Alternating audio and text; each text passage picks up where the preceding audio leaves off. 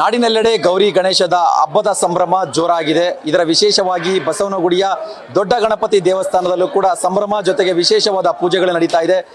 ಭಕ್ತರು ಕೂಡ ಹೆಚ್ಚಿನ ಸಂಖ್ಯೆಯಲ್ಲಿ ಬಂದು ದೇವರ ದರ್ಶನವನ್ನ ಪಡಿತಾ ಇದ್ದಾರೆ. ಸದ್ಯ ನಾನೀಗ ದೊಡ್ಡ ಗಣಪತಿಯ ಆ ದೇವಸ್ಥಾನದ ಬಳಿ ಇದ್ದೀನಿ. ನೀವು ಗಮನಿಸ್ತಾ ಇರಬಹುದು, ಮುಂಜಾನೆಯಿಂದಲೂ ಕೂಡ ಸಾಕಷ್ಟು ಸಂಖ್ಯೆಯಲ್ಲಿ ಭಕ್ತರು ದೇವಸ್ಥಾನಕ್ಕೆ ಬಂದು ದೇವರ ದರ್ಶನವನ್ನ ಪಡೆದುಕೊಳ್ಳುತ್ತಿದ್ದಾರೆ ಅಂತ ಹೇಳಿದ್ರೆ, ಮುಂಜಾನೆ 2 ಗಂಟೆ 2:30 ಸಮಯದಲ್ಲಿ ಸಂಕಲ್ಪ ಶುರುವಾಗಿತ್ತು. ಅದಾದ ನಂತರ ಪಂಚಾಮೃತ ಅಭಿಷೇಕವನ್ನ ಆರಂಭ ಮಾಡಿದ್ರು. ಅಂದ್ರೆ ಸುಮಾರು 2000ಕ್ಕೂ ಅಧಿಕ ಲೀಟರ್ನ ಒಂದು ಹಾಲಾಭಿಷೇಕವನ್ನ ಗಣಪತಿ ದೇವರಿಗೆ ಮಾಡಲಾಗಿತ್ತು. ಜೊತೆಗೆ ಹಾಲಿನ ಅಭಿಷೇಕ, ಸಕ್ಕರೆ ಅಭಿಷೇಕ, ಈ ರೀತಿಯಾಗಿ ಪಂಚಾಮೃತಗಳಿಂದ ವಿವಿಧ ರೀತಿಯ ಒಂದು ಅಭಿಷೇಕವನ್ನ ದೇವರಿಗೆ ಅರ್ಪಿಸಲಾಯಿತು. ಅದಾದ ನಂತರ ಬೆಳಿಗ್ಗೆ ಒಂದು 6 ಗಂಟೆಯ ಸಮಯಕ್ಕೆ ಮಹಾಮಂಗಳಾರತಿಯನ್ನು ಕೂಡ ಮಾಡಲಾಗಿದೆ.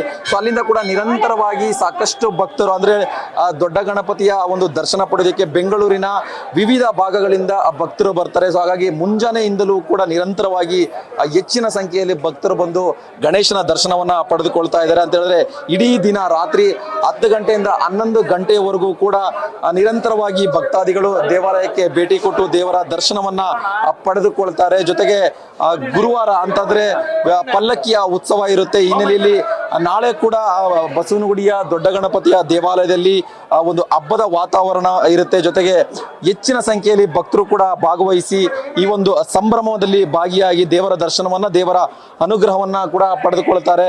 ಸೊ ಪ್ರತಿ ವರ್ಷದಂತೆ ಈ ವರ್ಷವೂ ಕೂಡ ದೊಡ್ಡ ಗಣಪತಿಯ ದೇವಾಲಯದಲ್ಲಿ ಒಂದು ಗೌರಿ ಗಣೇಶ ಹಬ್ಬದ ವಿಶೇಷ ಪೂಜೆ ಜೊತೆಗೆ ಭಕ್ತರು ಕೂಡ ಸಾಕಷ್ಟು ಜನ ಭೇಟಿ ಕೊಟ್ಟು ದೇವರ ದರ್ಶನವನ್ನು ಕೂಡ ಪಡೆದುಕೊಳ್ತಾ ಇದ್ದಾರೆ. ಅಂದ್ರೆ ಮುಂಜಾನೆಯಿಂದಲೂ ಕೂಡ ಆರಂಭವಾಗಿರುವಂತಹ ಒಂದು ದೇವರ ದರ್ಶನ ಇಂದು ರಾತ್ರಿ 10:30ರವರೆಗೂ ಕೂಡ ಇದೇ ರೀತಿ ನಿರಂತರವಾಗಿ ಸಾಗುತ್ತೆ. ಹೆಚ್ಚಿನ ಸಂಖ್ಯೆಯಲ್ಲಿ ಜನರು ಕೂಡ ಬಂದು ದೇವರ ದರ್ಶನವನ್ನ ಪಡೆದುಕೊಳ್ಳಲಿದ್ದಾರೆ. ಕ್ಯಾಮರಾ ಪರ್ಸನ್ ರೋಷನ್ ಜೊತೆ ಭರತ್ ಕೃಷ್ಣಪ್ಪ, ನ್ಯೂಸ್ ಫಾಸ್ಟ್, ಬೆಂಗಳೂರು.